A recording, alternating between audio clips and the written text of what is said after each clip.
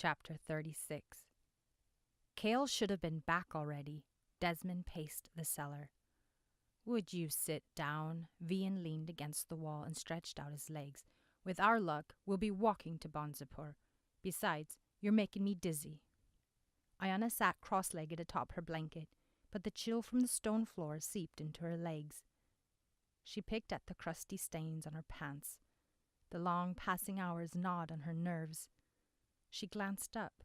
"Maybe we should go check on him." "No, he said to wait here for him," Vian said. "But what if—" She didn't want to think about that. She stood and shook out her clothes, but they were stiff with dirt and dried sweat. Perhaps she'd start pacing too.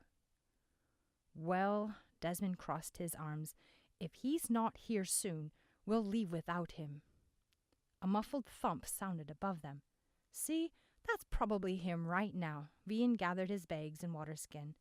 "It's about time." Desmond charged up the stairs. A clanging noise ruptured above them, as if someone knocked one of the kettles from the wall. Ayianna jumped. Why would Cale be messing with the pots and pans? Desmond froze. "What's he trying to do? Scare us?" "Cale wouldn't make that much noise." She inched closer to Desmond. "He's an elf." "He could be making noise to let us know he's back, so he doesn't scare us half to death when he opens the door," Desmond said, but he didn't move up the stairs. "Listen!" Vian's voice came out in a hiss. Ayianna forced herself to breathe slower and strained to hear over her thudding heart. "Cale!" a voice cried out. "Vian! Desmond!" "It's Abram!" Vian laughed, but his voice held no humor. Feeling a little foolish now, Desmond bounded up the stairs, thrust the door open, and rushed into the kitchen. Ayianna and Vian followed close behind. She scanned the kitchen. "Abram?" Desmond and Vian looked in the washroom. "Help!" Abram cried. His voice was thick and garbled. Ayianna ran to the other side of the table. He lay on his side, his back to her. His outer robe was gone, and his tunic and pants hung in strips. Yellow sand lay strewn about the floor around him. "Abram!" she shouted. Desmond and Vian darted across the room, dodging the table, and skidded to a stop on the sandy floor next to her. "Away!" he shrieked. Guttural sobs shook the man's broad shoulders. He dropped his sword and tried to push up from the ground, but his arms collapsed beneath him. Ayianna knelt by his side. His exposed skin appeared shiny and tight. Red splotches covered his arms and neck. He turned over to face her. She screamed.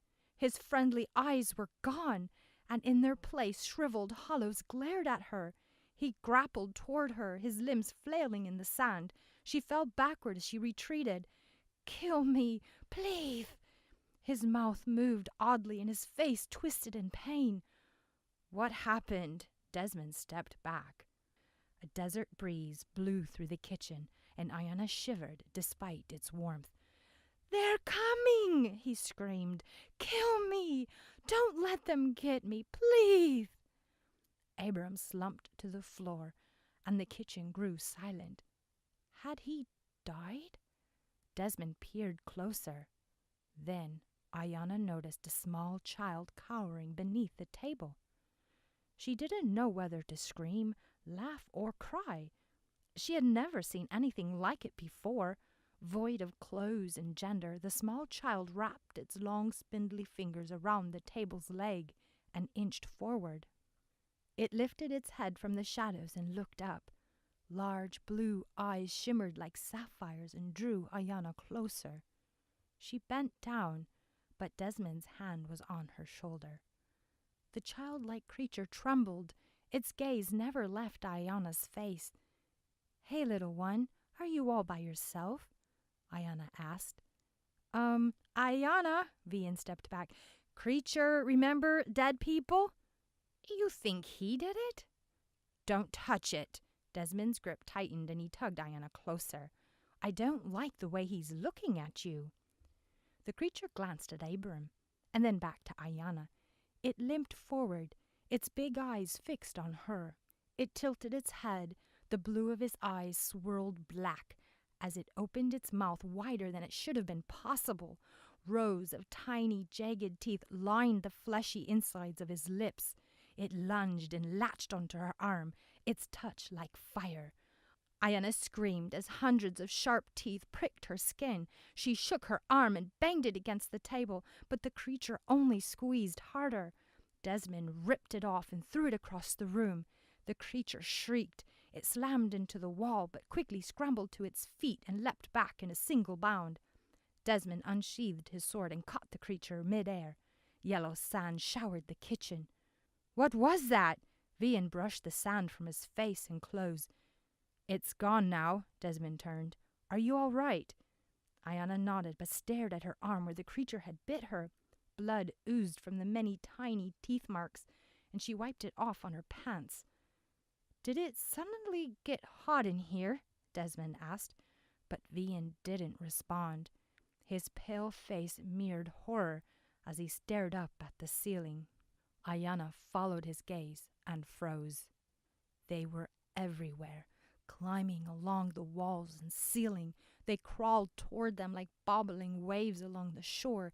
They opened and closed their fleshy lips in a chant. Their harsh voices filled the kitchen. "Quatat! Quatat!"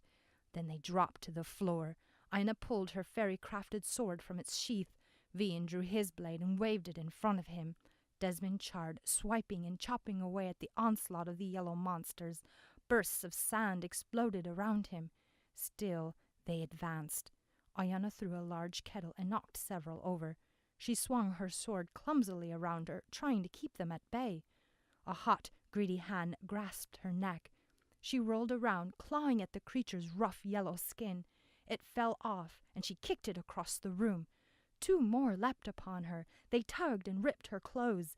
She spun, swiping at them with her sword. Desmond and Vian plowed through the hordes, but it was no use. They just kept coming. There were hundreds of them with the same yellow skin and big blue eyes. When one was killed, 3 more were in its place.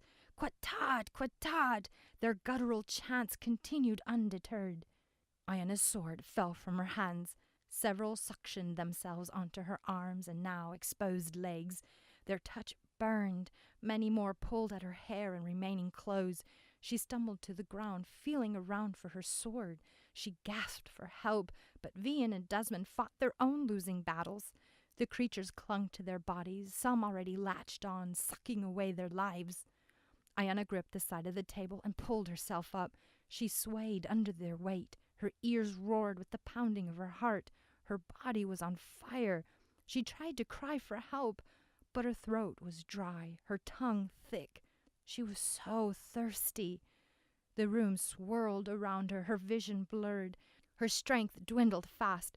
Only one thought lingered in her hazy mind: water. She saw the large drum in the scullery room. She stumbled toward it and fell to the ground. Liam's snarling grew louder as the wolf bounded toward Ayianna, scattering creatures everywhere. Liam sunk her teeth into one on Ayanna's face and tore it off. Ayianna gasped. The creature hissed and attacked Liam with its spindly fingers. "No, not Liam!" Ayianna pummeled it, but it kept clawing the wolf, its hands stained with blood. Ayianna remembered her brother's dagger. She grabbed it and struck the creature in the back. A burst of sand rained down on her and Liam.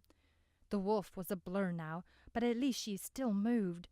Voices hollered around her, but Ayianna couldn't understand them. She crawled to the drum and pulled herself over the edge.